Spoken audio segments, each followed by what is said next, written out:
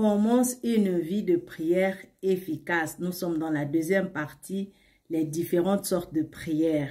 Et aujourd'hui, on va voir les prières de proclamation ou les prières prophétiques, donc le petit C.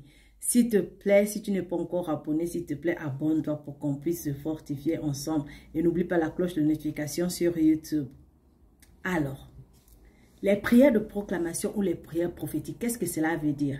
Il s'agit dans ce type de prière de proclamer la parole de Dieu sur nos vies et de confesser par nos lèvres notre victoire, notre guérison, notre restauration, notre délivrance, notre élévation. Donc, lorsque nous prions, l'Esprit peut nous conduire à prophétiser sur nous-mêmes ou sur les autres des choses importantes. Soyons donc sensibles à l'Esprit de Dieu.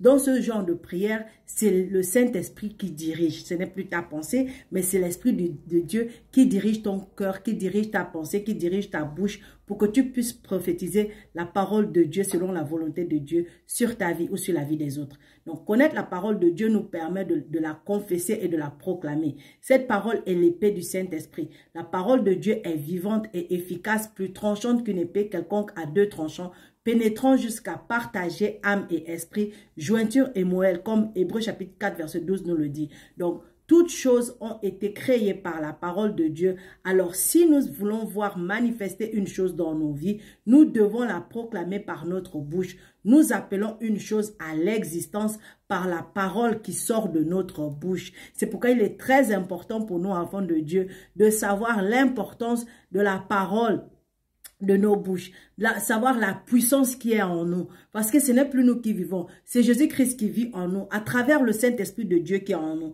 Donc, lorsque nous parlons, lorsque nous prophétisons quelque chose, lorsque nous déclarons quelque chose, nous devons croire que cette parole qui sort de notre bouche est accompagnée de la puissance de Dieu pour mettre en place, pour réaliser ce que nous déclarons, ce que nous prophétisons, ce que nous voulons voir dans nos vies ou dans la vie des autres se manifester. C'est très important de croire à ça. Alors, les exemples de proclamation.